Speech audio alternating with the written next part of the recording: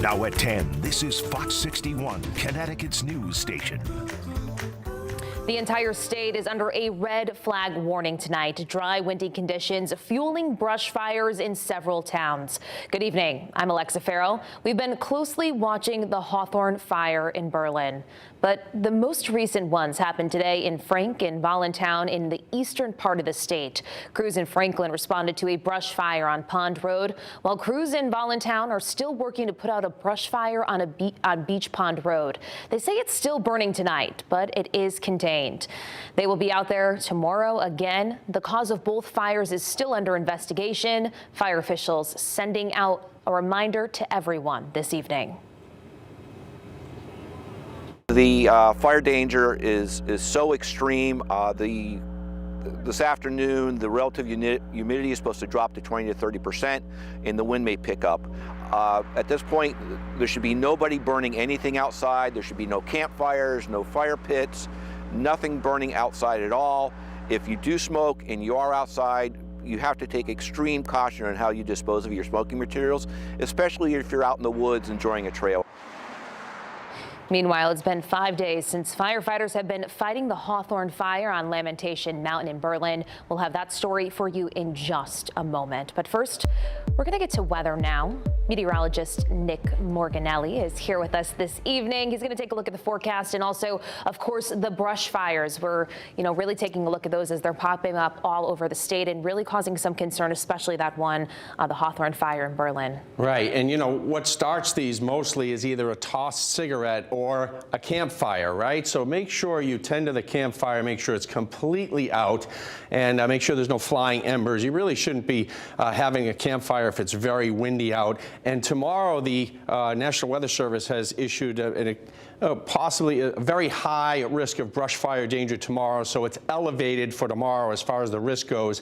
And we look at the U.S. Drought Monitor. We're very dry here in Connecticut. We share that with much of southern and central New England as well, and that's for the last couple of months. So we really, since mid-August, we haven't had much rainfall at all. Look at the current dew point temperature.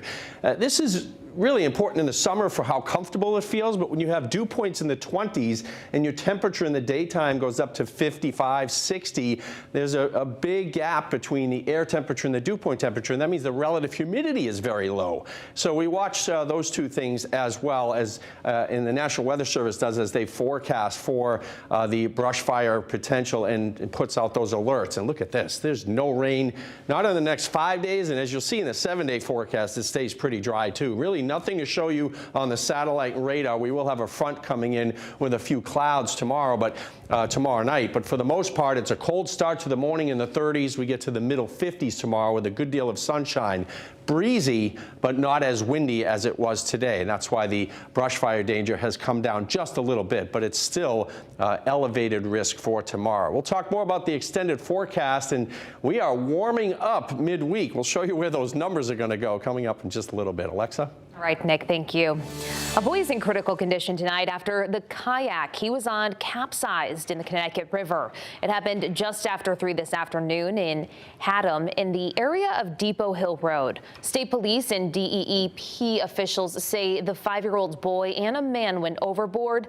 Now the man is okay. The boy was taken to Connecticut Children's Hospital. The incident is under investigation. A man is in critical condition tonight after police say he was shot several times at a club in Ansonia. Police were called to St. Sebastian Club on Father Salemi Drive around 2:30 this morning. They say a second person was shot but is expected to be okay. Police say they responded to that same location 30 minutes before for reports of a fight. They say the people involved left before officers arrived, and shortly after officers left is when that shooting happened. Now, if you saw something happen, police are asking to hear from you. Also new tonight, a missing man from Enfield was found dead in Simsbury's Talcott Mountain State Park. Police say they got a report last night that the man might be at the park. Police from Enfield, Simsbury, and Avon, along with the DEEP officials, searched until 11:30 last night. Then they picked up the search again this morning and found the man's body. DEEP's Econ and police is investigating. A man is dead after he was hit by a car in West Haven. This happened around 10:40 last night near Derby and Central Avenues, not far from the Yale Bowl. Police say the man was walking on the side of the road when a car hit him. He died at the hospital. Police are not releasing his name at this time. They say the driver stayed at the scene and is cooperating. The West Hartford Fire Department is investigating a house fire on Lawler Road. It broke out in the kitchen just after 9 last night. When crews got there, they say the people inside got part of the fire out. Fire crews did the rest. They say one person was taken to the hospital with serious burns to their hands. All right, let's get back to that brush fire in Berlin. Fox 61's Kayla Cade is there to tell you more about the fire and when they expect it to be done. Their work here is not done. About 120 to 130 acres have been burned so far, and firefighters are still working diligently to keep it from spreading. When Berlin Fire Chief John Maserio came to assist with the brush fire at Lamentation Mountain in Berlin on Saturday morning, he knew it was going to be a challenging day. You could kind of feel the dry air and the wind direction change. Between that and falling leaves, they weren't able to cover much ground. Every time the guys work to clear something, a half hour later, there's leaves on it again. They got to come back and backtrack and clean their work up again. Despite the issues, they are still working hard to fight these fires and keep it from spreading with the help of others. We've had both the National Guard helicopters and the Maine Forestry helicopter flying throughout the day, dropping water, coordinating with the ground crews. Maserio says crews have been operating on the top and south end of the mountain, stretching about 1,000 feet of water hoses through the areas. All those operations are in place. Everything's going smooth on that end. We just need the weather to start cooperating with us a little bit. Tom Trask, a forest protection supervisor for DEEP, says they will be receiving more resources as well. I believe we've called up the New York is sending a IMT team for us to assist with operations. We have received the White Mountain National Forest and a source from the Green Mountain National Forest out of Vermont and New Hampshire. Fire crews will continue working to put out the fires until we can, be confident that the fire is contained and under control. There is a statewide ban on burning in state parks and other properties under supervision of DEEP. That includes campfires and grilling. In Berlin, Kayla Cade, Fox 61 Connecticut's news station. And our team is committed to following this fire until it's out. Keep with us on air, online, and streaming 24/7 on Fox 61 Plus for updates. Tonight, a Connecticut clothing company and a nonprofit organization dedicated to supporting first responders are offering T-shirts in memory of volunteer firefighter Robert Sharkovich Sr. He died earlier this week while fighting the Hawthorne fire. The Because of the Brave shirt has his name on the back and sells for $25. The organization says all proceeds from the sales of these shirts will go to the official fund established for his family. The Raise the Standard shirt features a stylized flag on the back with a red stripe and his Weathersfield badge. This shirt sells for $30. The company, which is based in South Windham, says 100% of the net profits will go directly to Sharkovich's wife and children. Firefighters from all over are expected to join family and friends tomorrow and Monday as they mourn the man many affectionately called Sharky. The visitation at Farley Sullivan Funeral Home in Weathersfield will be open to the public starting at 2 o'clock tomorrow, concluding at 7 p.m. A mass of Christian burial will be said at 11 a.m. on Monday at the Cathedral of St. Joseph on Farmington Avenue in Hartford, and then a burial will follow at the Rose Hill Memorial Park in Rocky Hill. Weathersfield schools will be closed on Monday to give everyone in town the opportunity to mourn.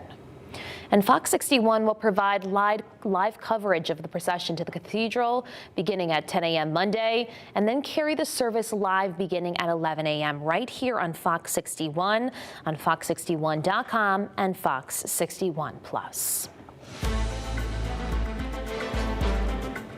Vice President Kamala Harris and former President Donald Trump rallied voters in Michigan on Saturday. It comes as a new poll shows just how close this race remains. CB Cotton has more.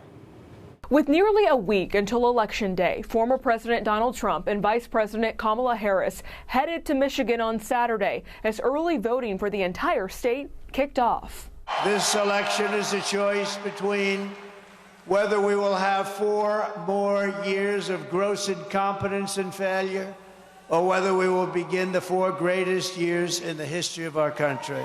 Trump rallied voters in the Detroit area before traveling to Pennsylvania. The vice president appeared with former First Lady Michelle Obama in Kalamazoo as she focuses on a centerpiece of her campaign, reproductive rights. The physicians that I've been talking with are concerned about this myriad of issues that have highlighted the fact that because of Trump, we are looking at a health care crisis. It comes after a star-studded evening at Shell Energy Stadium in Houston on Friday night, where Harris was joined by Jessica Alba, Willie Nelson, and Beyonce, a Houston native. I'm here as a mother. A mother who cares deeply about the world my children and all of our children live in. Meanwhile, polling still shows a tight race between Harris and Trump. A New York Times Siena poll has the candidates deadlocked nationally, while Trump still holds a narrow lead over Harris on one of the biggest issues to voters, the economy. That was CB Cotton reporting.